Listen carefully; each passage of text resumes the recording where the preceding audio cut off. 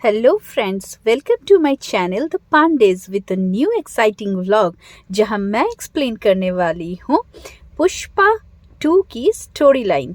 जी हाँ, पुष्पा 1 के सक्सेस के बाद जो मूवी सिर्फ थिएटर तक लिमिटेड ना होके लोगों के दिल में एक अलग ही जगह बना ली थी, जिसके लिए हम लोग वेट कर रहे थे इसके पार्ट 2 के आने का, जो आ चुका है with the name of Pushpa 2 the rule. Part 1 का जो नेम है that is Pushpa the rise, जिससे पता चलता है, जिसमें पुष्पा की जर्नी दिखाई गई है, जो एक मामूली से नौकर से कैसे पूरे शहर का मालिक बन गया, उसकी कंप्लीट जर्नी इस मूवी से पता चलती है। लेकिन अब क्या पार्ट 2 में क्या जवाब मिलेगा? क्या होगा? पुष्पा इसमें हीरो बनेगा या विलन? इसका हमें इस स्टोरी लाइन से पता चलेगा कि किस तरह से एक के बाद एक सीक्रेट्स रिवील होते होते इस स्टोरी की, इस सेकंड पार्ट की जर्नी का कुछ हमें इंडिकेशंस मिल सकता है। पुष्पा के गद्दी में बैठने के बाद किस तरह से उसने अपना सेकंड इनिंग्स खेला, कहीं ये रूलर बनेगा तो कहीं ये हो सकता है कि विलन बन के उसकी डेथ हो जाए और एक ट्रैजिक एंडिंग हो। सो क्लाइमैक्स में हमें क्या दिखने को मिलेगा? सो पूरी स्टोरी लाइन मैं कुछ पॉइंट्सों में इस यहाँ पे जॉट डाउन की हुई हूँ, जो हो सकता है इस सेकंड पार्ट की प्रोबेबल क्लाइमैक्स।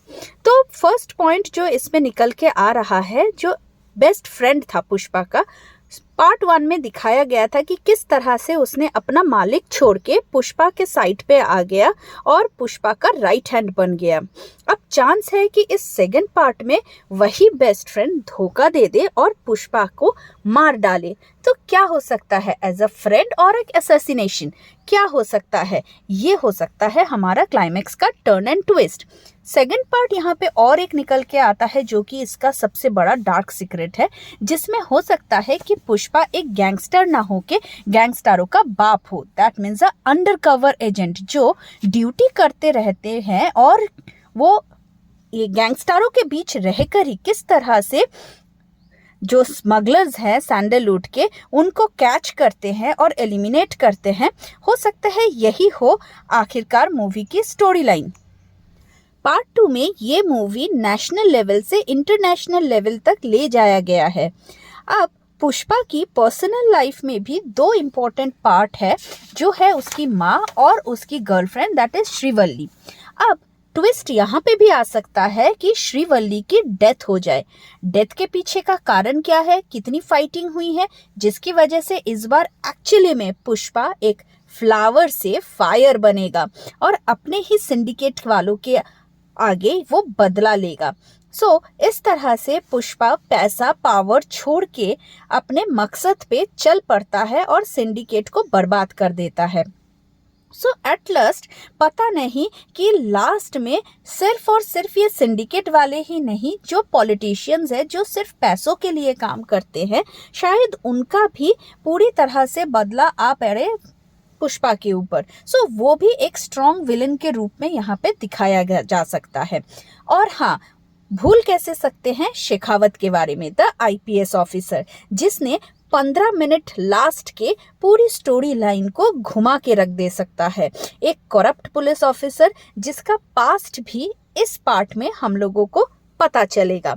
शेखावत पुष्पा को पूरी तरह से अकेला बना देगा, कैसे उसके फैमिली को वो पूरी तरह से अपने तरीके से मोल्ड करके उसके अगेंस्ट में खड़ा कर देता है, वो भी इसमें देखने को मिलेगा। तो पुष्पा फाइनली क्या करेगा? लड़ाई करेगा, सरेंडर करेगा, कि इससे अलग ही कुछ निकल के आएगा? वो हमें अभी तो पता नहीं है, लेकिन हम लोग प्रेडिक्ट कर रहे हैं कि लास्ट में गलत काम करने वालों की हमेशा हार होती है। और इस मूवी के थ्रू से भी यही मैसेज क्लाइमैक्स में दिया जाएगा, ये हम लोग समझ सकते हैं या सोच सकते हैं। लेकिन आप लोगों को क्या लगता है, क्या होगा एंड में?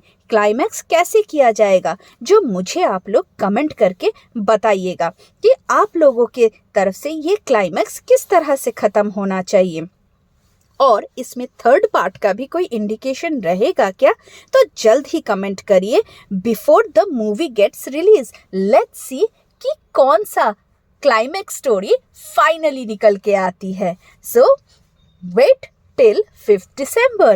Till then, take care. Goodbye.